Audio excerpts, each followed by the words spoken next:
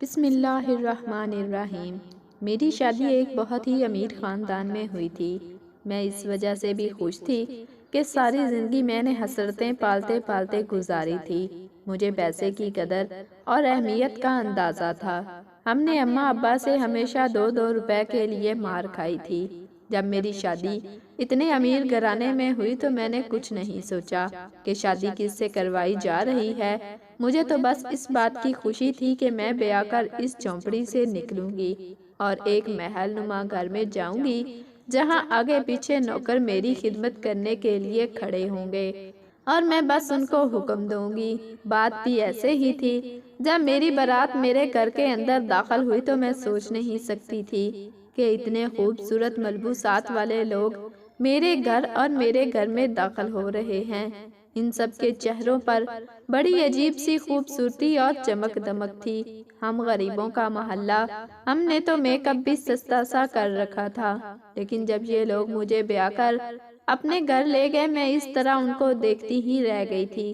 گھر تھا یا محل تھا، چاروں طرف خوبصورتی روشنیاں ہی روشنیاں بکھری ہوئی تھیں۔ مجھے لگا میں کسی نئی دنیا میں آ گئی ہوں۔ اب اس گھر میں آنے کے بعد مجھے سب سے پہلے اپنے شوہر کو دیکھنے کی جلدی تھی، کیونکہ اماں ابا نے مجھے میرے شوہر کی تصویر بھی نہیں دکھائی تھی۔ بس کہا تھا کہ تم ہماری اچھی بیٹی ہو اور اچھی بیٹیاں شوہر کو دیکھنے کی ضد نہیں کرتی۔ حالانکہ یہ حق اسلام نے عورت کو دیا ہے، پر اماں ابا نے مجھ سے یہ حق بھی چھین لیا تھا۔ جب میں اس گھر میں داخل ہوئی تو میرا استقبال میرے شوہر کی بجائے میری ساس نے کیا تھا، اور مجھے شوہر کے کمرے میں بٹھانے کی بجائے میری ساس کے کمرے میں ہی بٹھا دیا گیا تھا۔ میں سمجھی تھی شاید ان لوگوں نے کوئی رسم کرنا ہوگی۔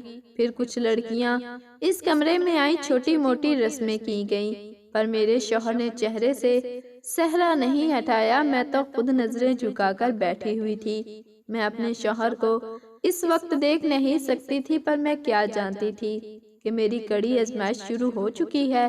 سب لڑکیوں کے کمرے سے جانے کے بعد میں امید کر رہی تھی کہ میری ساس مجھے اٹھا کر میرے شوہر کے کمرے میں لے جائیں گی۔ ہاں، مگر ایسا نہیں ہوا۔ وہ کمرے کو باہر سے بند کر کے چلی گئی۔ میں پیچھے ان کا انتظار کرتی رہ گئی۔ تقریباً آدھا گھنٹہ گزر گیا، پر جب میری ساس نہ آئی تو مجھے فکر ہونے لگی کہ کہیں یہ مجھے یہاں بند کر کے تو نہیں چلی گئی۔ ذہن میں عجیب عجیب خیالات آ رہے تھے۔ شوہر سے ملنے کی جلدی بھی تھی، کیونکہ شادی کے بعد ہر عورت کی خواہش ہوتی ہے کہ اس کا شوہر اسے اظہار محبت کرے، اس کی تعریف کرے اور اس سے مختلف باتیں کرے، پر یہاں تو ایسا کچھ نہیں ہو رہا تھا۔ بیٹھے بیٹھے میری کمر اکڑنے لگی تھی۔ اس سے پہلے کہ میں بیڈ سے اٹھ کر دروازے تک جاتی، کمرے کا دروازہ زور سے کھلا۔ میری ساس کسی طوفان کی طرح کمرے کے اندر داخل ہوئی، لیکن حیرت اس وقت ہوئی جب انہوں نے کمرے کو اندر سے کنڈی لگا دی۔ یہ کام تو شوہر کا ہوتا ہے، میں دل میں سوچنے لگی۔ میں نے نظر اٹھا کر اپنی ساس کی طرف دیکھا تو وہ میرے قریب آ کر مجھے بغور دیکھنے لگی۔ بیٹی، میں اچھی طرح جانتی ہوں کہ تمہارے من میں کیا چل رہا ہے، یہی نا کہ تمہارا شوہر کدھر گیا، میں کیوں بار بار تمہیں اس کمرے میں بند کیے جا رہی ہوں۔ بس بیٹی، میں نہیں چاہتی کہ تمہاری خوبصورتی کو کسی کی نظر لگے۔ میں تمہیں تمہارے شوہر کے پاس بھی بھیجوں گی، پر ابھی اس کا وقت نہیں آیا۔ تم فی الحال میرے کمرے میں بیٹھو، اور ہاں، ایسا کرو کہ یہ کپڑے تبدیل کر لو، جا کر کوئی آرام دہ لباس پہن لو تاکہ کوئی نماز پڑھنے میں آسانی ہو۔ میری ساس بہت اسلامی قسم کی لگ رہی تھی۔ مجھے بھی خوشی ہوئی کہ چلو امید تو ہے، پر ماڈرن نہیں ہے۔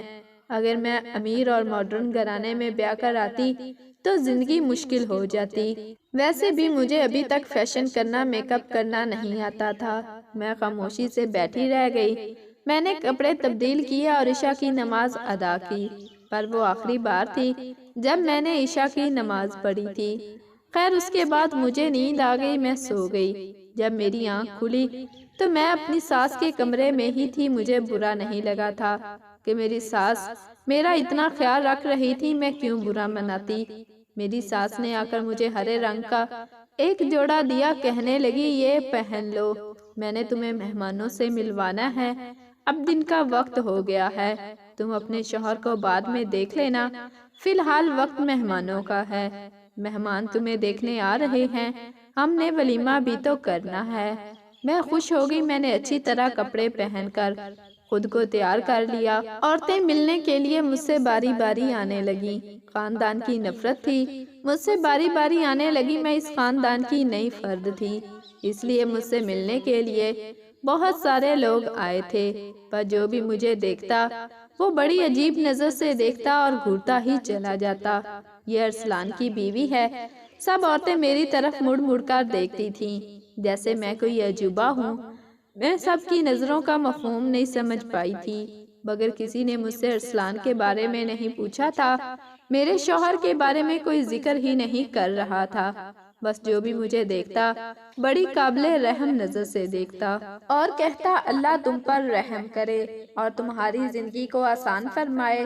میرے سسرال والے بہت معزز لوگ تھے، ان میں سے کسی نے بھی میرے ساتھ برا سلوک نہیں کیا، نہ ہی مجھے ایسا محسوس ہوا کہ میں ایک غریب گھرانے سے تعلق رکھتی ہوں۔ ہر کوئی مجھ سے ہمدردی کر رہا تھا، پر میں کیا جانتی تھی یہ ہمدردی میری غربت کی وجہ سے نہیں، میری نصیب کی وجہ سے کی جا رہی ہے۔ سب عورتوں کے چلے جانے کے بعد میری ساس دوبارہ مجھے میرے کمرے میں لے کر گئیں۔ ابھی تک میں نے اپنے شوہر کا کمرہ نہیں دیکھا تھا۔ میری ساس نے مجھے اپنے کمرے میں بٹھایا اور کہنے لگی، بیٹی بس تمہیں یہیں پر بیٹھی رہو، تمہاری ضرورت ہوگی میں تمہیں باہر بلا لوں گی۔ اب تو میں اپنے شوہر کے بارے میں چاہتی تھی، اماں جی کیا میرا ولیمہ نہیں ہوگا؟ میری بات سن کر میری ساس مسکرا پڑی، میرے کان کھینچ کر بولی، میں اچھی طرح جانتی ہوں کہ تمہیں ولیمہ کیوں کرنا ہے، یہی نہ کہ تم ارسلان کو دیکھ سکو، لیکن بیٹا ارسلان کا دیدار اتنی آسان بات نہیں ہے، اس کے لیے تمہیں ہمارے کچھ امتحان پاس کرنا ہوں گے۔ کیسے امتحان اماں جی؟ میں نے گھبرا کر پوچھا۔ پہلے تمہیں خود کو ارسلان کے قابل بنانا ہوگا۔ قابل بنانا ہوگا؟ اگر میں قابل نہیں تھی تو انہوں نے مجھ سے شادی کیوں کی؟ میری زبان پر شکوہ آ ہی گیا تھا۔ اب ظاہر ہے اتنی دیر سے یہ آنکھ مچولی چل رہی تھی۔ میرا حق تو بنتا تھا کہ میں اپنے شوہر کے بارے میں سوال کر سکوں۔ میری ساس میری بات سن کر کانوں کو ہاتھ لگانے لگی، ارے بھائی، شوہر سے ملنے کی اتنی بے تابی! ہمارے زمانے میں تو لڑکیاں اس قدر شرماتی تھیں کہ جب کوئی رشتہ لینے کے لیے ان کے گھر میں آتا تھا تو وہ سامنے ہی نہیں آتی تھیں، اور پھر شوہر سے ہفتہ ہفتہ نظریں نہیں ملا پاتی تھیں۔ پر آج کل کی بے حیا لڑکیاں، انہیں تو شوہر سے باتیں کرنے کا بڑا شوق ہوتا ہے۔ میری ساس کی سوچ بڑی پسماندہ قسم کی تھی۔ میں نے خاموشی اختیار کر لی کہ چلو آخر اپنے بیٹے کو کتنے دن مجھ سے دور رکھیں گی، وہ بھی تو کوئی پیش قدمی کرے گا، کیونکہ جب مرد شادی کرتا ہے تو بیوی سے ملنے کا دل اس کا بھی کرتا ہے۔ میں اکیلی تو نہیں تڑپ رہی تھی، اس آگ میں بھی یہی سوچ کر خاموش ہو گئی۔ لیکن میرے شوہر کی طرف سے کوئی پیش رفت نہیں ہوئی۔ پورا دن اسی طرح گزر گیا، یہاں تک کہ دوبارہ رات ہو گئی۔ اب تو میرا پارا گرم ہونے لگا۔ میں نے اپنی ساس سے کہا کہ آج بھی میں کیا آپ کے کمرے میں ہی سوؤں گی؟ میری ساس پھر سے وہی استغفار والا ڈرامہ کرنے لگی، لڑکی تمہیں شرم نہیں آتی تو کیا شوہر کے کمرے میں جانا چاہتی ہو، وہ بھی شادی کے دوسرے دن؟ میری ساس نے ان باتوں کو اتنا عجیب و غریب بنا دیا تھا کہ میرا دل ہی اٹھ گیا۔ اچھا چلو ایک کام کرتے ہیں، میری ساس نے مجھے بلاتے ہوئے کہا تھا۔ کیا کام؟ میں نے سوالیہ نظر سے ان کی طرف دیکھا۔ بیٹی جب تمہارا شوہر تم سے ملنے کے لیے آئے گا تو تم دونوں کے درمیان میں برکت ہونی چاہیے، اور برکت عبادت کرنے سے آتی ہے، اس لیے جب تک تم پوری 5 نمازیں نہیں پڑھنے کی عادی ہو جاتی تب تک میں تمہیں اپنے بیٹے سے نہیں ملوا سکتی۔ اس کو بھی میں نے یہی بات کہی ہے کہ وہ پہلے اپنی نمازیں درست کریں، اس کے بعد تم دونوں کو ایک دوسرے سے ملواؤں گی۔ میرا بیٹا بھی اچھے سے نماز نہیں پڑھتا اور تم بھی نہیں پڑھتی، تم دونوں کو سدھارنے کا یہی طریقہ ہے کہ میں پہلے نماز کی شرط رکھوں، جب تم دونوں کی عادی ہو جاؤ گے تو پھر ایک دوسرے سے ملوا دوں گی۔ میں اپنی ساس کی بات سن کر چپ ہو گئی، لیکن مجھے دل میں خوشی بھی ہوئی تھی کہ ساس کا رویہ میرے ساتھ اچھا تھا۔ وہ بس یہ چاہتی تھی کہ ہمارے رشتے میں برکت، ایک دوسرے سے لڑائی جھگڑا نہ ہو، اس لیے مجھے پہلے نماز کا پابند کرنا چاہتی تھی۔ مجھے اپنی ساس کی اسلامی سوچ پر خوشی ہوئی تھی۔ میں نے کہا کہ ٹھیک ہے، میں آج سے ہی نمازیں پڑھنا شروع کروں گی۔ ظہر کی نماز سے میں نے نماز کی پابندی شروع کر دی۔ عصر بھی پڑھ لی، مغرب بھی پڑھ لی۔ میری ساس نے مجھے ایک اور خبر سنائی کہ تم نے فجر کی نماز نہیں پڑھی تھی۔ میں تمہیں اس دن اپنے بیٹے سے ملواؤں گی جس دن تم پوری 5 نمازیں پڑھو گی، شوق سے پڑھو گی۔ میں نے کہا ٹھیک ہے۔ ایک عورت دن میں یوں اگلے دن میں نے فجر کے وقت ہی اٹھ گئی۔ میں نے اچھی سے نماز پڑھی اور قرآن پاک کی تلاوت بھی کی۔ میری ساس مجھے دیکھ کر خوش ہو گئی، بولی کہ بیٹی اللہ تمہارے دل کو نرم کرے اور میرے بیٹے کے بارے میں تمہارے دل میں محبت پیدا کرے۔ میں ساس کو کیسے بتاتی کہ محبت تو مجھے نکاح کے وقت ہی ہو گئی تھی، اب میں اس سے ملنا چاہتی تھی۔ مغرب کی نماز پڑھنے کے بعد میری بے چینی عروج پر تھی۔ میں اپنے شوہر کا سوچ سوچ کر خوش ہو رہی تھی کہ وہ کیسا بولتا ہوگا، کیسا دکھتا ہوگا، مجھ سے کیا باتیں کرے گا، ہماری نئی زندگی کتنی حسین ہوگی۔ یہی کچھ سوچتے سوچتے میں مسکرا پڑی۔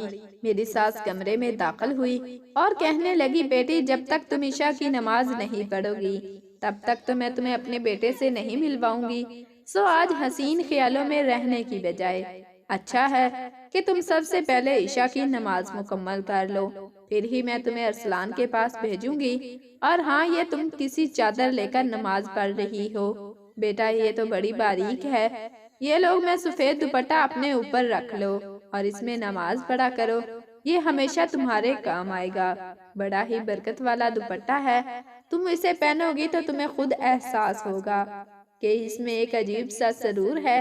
عشاء کی اذان ہونے میں تقریباً 10 منٹ رہ گئے تھے۔ میں نے کھانا کھایا، پھر وہی چادر اوڑھ کر نماز پڑھنے کے لیے کھڑی ہو گئی۔ مجھے اس چادر سے ہلکی ہلکی خوشبو آ رہی تھی، خوشبو بہت ہی مشہور کن تھی۔ میں اس خوشبو کو سونگھنے میں ایسی مدہوش ہوئی کہ مجھے اپنے ارد گرد کی خبر ہی نہیں رہی۔ تھوڑی دیر کے بعد میرا وجود ڈھیلا پڑ چکا تھا، میری آنکھوں پر نیند سی طاری ہونے لگی، مجھے ہوش میں ہی نہ رہا کہ کیا ہو رہا ہے۔ پھر پوری رات اس کشمکش میں گزری کہ میں سو رہی ہوں یا جاگ رہی ہوں، یہاں تک کہ صبح میری آنکھ کھلی، نہ میری نیند پوری ہوئی تھی اور نہ ہی مجھ میں تازگی آئی تھی۔ عجیب سی تھکاوٹ تھی جس نے مجھے گھیر رکھا تھا، میں بہت عجیب محسوس کر رہی تھی، طبیعت بوجھل تھی اور سر میں درد تھا۔ میری ساس اٹھ کر میرے کمرے میں آ گئی، میرے سامنے دودھ کا گلاس رکھا اور بولی پی لو دودھ، تم بہت تھک گئی ہوگی، تم نے ساری رات عبادت جو کی ہے۔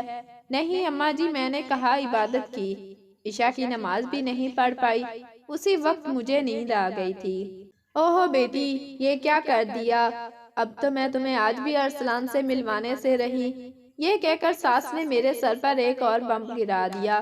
اب کیا میں اپنے شوہر سے ملنے کے لیے ساری زندگی ایسے ہی ترستی رہوں گی؟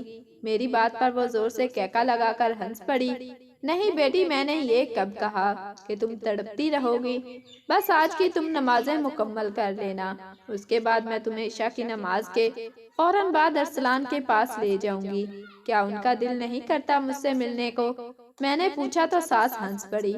ارے وہ تو دن رات میرا دماغ کھاتا ہے کہ عظمیٰ سے ملواؤ، لیکن نہیں بیٹی، جب تک تم دونوں نماز نہیں پڑھ لیتے تب تک میں تمہیں ارسلان سے نہیں ملوا سکتی۔ میں ساس کی بات سن کر خاموش ہو جاتی۔ آج تو میرا نماز پڑھنے کا بھی دل نہیں کر رہا تھا، کیونکہ 3 دن ہو گئے تھے اور میں نے اپنے شوہر کو دیکھا ہی نہیں تھا۔ پر پھر ایک عجیب سلسلہ شروع ہو گیا۔ میں 5ویں نماز پڑھنے کی کوشش کرتی، لیکن مغرب کے بعد میری ساس میرے کمرے میں آ جاتی، کہتی کہ بیٹی آج میں تمہارے لیے بھنا چیز کھانے کو لائی ہوں، تم یہ کھا لو، تمہیں بہت اچھا محسوس ہوگا۔ میں اپنی ساس کی بات مان لیتی اور وہ چیز کھا لیتی، کبھی کھجور، کبھی دودھ کی پیالی تو کبھی کچھ، لیکن اس کے بعد مجھے غنودگی چھا جاتی اور میں سو جاتی۔ پر آج میں نے سوچ لیا تھا کہ میں اپنی ساس کی دی ہوئی کسی چیز کو منہ نہیں لگاؤں گی۔ ساس مغرب کے فوراً بعد تازہ پھل لے کر میرے کمرے میں آئی اور کہنے لگی، بیٹی میں تمہارے لیے موسمی پھل لے کر آئی ہوں، کھاؤ گی تو تمہارے جسم میں جان پڑ جائے گی۔ میں نے فروٹ کی طرف دیکھا بھی نہیں۔ اماں جی آج بالکل طبیعت نہیں ہے، کچھ کھانے کی؟ بس لے جائے، میں نماز پڑھنے جاتی ہوں۔ ابھی عشاء کا وقت آنے ہی والا تھا۔ میں تقریباً 1 ہفتے سے کوشش کر رہی تھی کہ میں عشاء کی نماز پورے طریقے سے پڑھ سکوں، پر آج بھی ایسا ممکن نہیں ہو پایا تھا۔ میری ساس میرے پاس آ کر مجھے کہنے لگی کہ تم یہ پھل کھا لو۔ میں نے انکار کر دیا۔ میری ساس مجھے گھور کر چلی گئی۔ لگتا ہے کہ ان کو بھی اب سمجھ آ گئی تھی کہ میں اب بہکاوے میں مزید نہیں آنے لگی۔ لیکن تھوڑی دیر کے بعد میری ساس کمرے میں داخل ہوئی۔ انہوں نے تیز قسم کا پرفیوم لگا رکھا تھا۔ مجھے ان کی اس بات کی سمجھ نہیں آئی تھی کہ وہ بار بار میرے کمرے میں کیوں آتی ہیں۔ ان کے ہاتھ میں ایک چادر تھی۔ بولی کہ بیٹی، میں نے تمہیں 100 بار سمجھایا ہے کہ نماز کے لیے سفید چادر اوڑھا کرو۔ یہ چادر میں نہیں لائی ہوں، اسے اوڑھ لو۔ میں نے سوچا چادر اوڑھنے میں کیا ہی حرج ہے۔ میں نے اپنی ساس کے ہاتھ سے وہ چادر لے لی اور سر پر لپیٹ لی، لیکن پھر وہی ہوا جو میں نے نہیں سوچا تھا اور جو میں نہیں چاہتی تھی کہ میرے اوپر غنودگی چھا گئی اور میں سو گئی تھی اس قدر گہری نیند کہ جب میری آنکھ کھلی تو صبح کے تقریباً 8 بج رہے تھے۔ مجھے لیٹ اٹھنا بالکل پسند نہیں تھا، لیکن پھر بھی آج میں لیٹ ہو گئی تھی تو میرا موڈ خراب نہیں ہوا، کیونکہ مجھے آگے کا اندازہ تھا کہ اب میں نے کیا کرنا ہے، میرا اگلا لایا عمل کیا ہوگا، اپنی ساس کی چالاکیوں سے میں نے کیسے بچ نکلنا ہے۔ سو میں نے ایسا ہی کیا۔ رات کا وقت ہو گیا تھا۔ مغرب کی نماز پڑھنے کے بعد میری ساس کی آمد ہونے والی تھی۔ میں نے بستر پر تکیہ رکھا اور وہیں لیٹ گئی۔ میں نے سونے کا ناٹک کرنا تھا۔ میری ساس جو روز مجھے کسی نہ کسی بہانے سلا دیتی تھی، آج میں چاہتی تھی کہ میں خود ہی سو جاؤں تاکہ وہ مجھے سلانے کے لیے کمرے میں نہ آئے۔ ابھی تک تقریباً 10 منٹ ہی گزرے تھے مجھے سونے کا ناٹک کرتے ہوئے کہ کمرے کے اندر ہلچل محسوس ہوئی۔ میرے کمرے کا دروازہ کھلا، پھر کنڈی لگانے کی آواز آئی۔ کسی کے بھاری قدموں کی آواز میرے کانوں میں پڑ رہی تھی، پر میں آنکھیں کھول کر دیکھ بھی نہیں سکتی تھی۔ پھر میں نے دیکھا کوئی دھیرے دھیرے چلتے ہوئے میرے قریب آیا ہے۔ کوئی مردانہ لمس تھا جو مجھے اپنے قریب محسوس ہوا۔ تب میرے کان کھڑے ہو گئے تھے۔ مجھ سے برداشت نہیں ہوا۔ میں نے اپنی آنکھیں کھول لی، پر آگے کا منظر میرے لیے ناقابل برداشت تھا۔ میں سوچ بھی نہیں سکتی تھی کہ میری ساس میرے ساتھ اتنا بڑا دھوکہ کر سکتی ہیں۔ میری آنکھوں سے ٹپ ٹپ آنسو بہنے لگے۔ میں نے اس شادی کے بارے میں کیا کچھ سوچا تھا اور میرے ساتھ ہو کیا گیا۔ یا اللہ، میں کہاں پھنس گئی ہوں۔ میں نے دل ہی دل میں سوچا۔ میرے دل کی دھڑکن تیز ہو چکی تھی۔ میں بیڈ سے اتری، کسی بات کی پرواہ نہیں تھی۔ میں نے کمرے کا دروازہ جھٹ سے کھولا اور دندناتی ہوئی باہر آ گئی۔ میری ساس مجھے دیکھ کر ہکا بکا رہ گئی تھی۔ ان کے چہرے کا رنگ پیلا پڑ گیا۔ آپ نے میرے ساتھ اتنا بڑا دھوکہ کیا۔ آپ کو شرم نہیں آئی؟ اگر میری جگہ آپ کی بیٹی ہوتی تب آپ کیا کرتی؟ میری آنکھوں سے آنسو بہہ رہے تھے۔ آپ نے اپنی اولاد پیدا کرنے کے لیے یہ سب کچھ کیا۔ میں سوچ بھی نہیں سکتی تھی کہ آپ لوگ اتنے نیچ اور گھٹیا نکلیں گے۔ کہ میری بات سن کر میری ساس نے میرے قریب آ کر میرے ہاتھ کو تھاما اور کہنے لگی، بیٹی، تم خدا کے لیے اب ایسی باتیں نہیں کرو۔ میں نے تمہارا چیک اپ کروانا ہے، بلکہ اس دن تم بے ہوش ہو گئی تھی، یاد ہے؟ اسفند کی شادی سے گھر واپس آ کر اسی دن میں نے دوائی پلایا تھا، تمہارا چیک اپ کروایا۔ دائی نے بتایا کہ تم امید سے ہو۔ میری ساس نے تو میرے اوپر ایک اور بم گرا دیا تھا۔ میں امید سے ہوں؟ آپ تو کہہ رہی تھی کہ میرے بیٹے سے ملنے کے لیے تمہیں پتہ نہیں کون سا امتحان پاس کرنا پڑے گا، اور اب آپ کہہ رہی ہیں کہ میں آپ کے بیٹے کی بچے کی ماں بننے والی ہوں۔ آپ کو احساس بھی ہے آپ کیا کہہ رہی ہیں؟ میری ساس میری بات سن کر سر جھکا کر بولی، تو بیٹی میں کیا کرتی، مجبوری تھی۔ اولاد کی خوشی کسے نہیں چاہیے ہوتی۔ اگر میں نے اس کے لیے تھوڑی ہیرا پھیری کر لی تو مجھے معاف کر دو۔ اور کچھ نہیں کر سکتی تھی۔ ایک ماں ہونے کے ناطے مجھے اپنی بھلائی بھی سوچنی تھی اور اپنے بچے کی خوشی کا بھی سوچنا تھا۔ میں نے اپنی ساس کی کوئی بات نہیں سنی۔ ساس میری منت کر رہی تھی کہ اب تو تمہاری کوکھ میں ہمارا پوتا ہے، ہماری اولاد ہے، تو تمہیں اس طرح گھر سے نہیں جانا چاہیے۔ پر میں ان کی کوئی بات نہیں سننا چاہتی تھی۔ اتنے بڑے دھوکے کے بعد میں اس گھر میں رہتی؟ میں نے اپنے کمرے کو بند کر دیا تھا۔ اب میں نے اپنا سامان پیک کیا اور سیدھی اپنے اماں ابا کے گھر آ گئی۔ अम्मा अब्बा को भी मैंने सारी कहानी सुनाई। अम्मा अब्बा बात सुनकर हक्का बक्का रह गईं। बोली कि बेटी हमें माफ कर दो, हमें ये सब पता था लेकिन हमने तुमसे जानबूझकर बात छुपाई।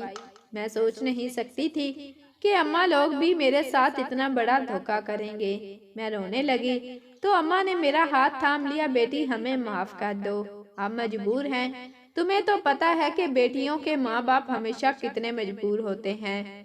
आप मजबूर नहीं थे, आप लालची थे। मेरी बात सुनकर अम्मा रोने लगी।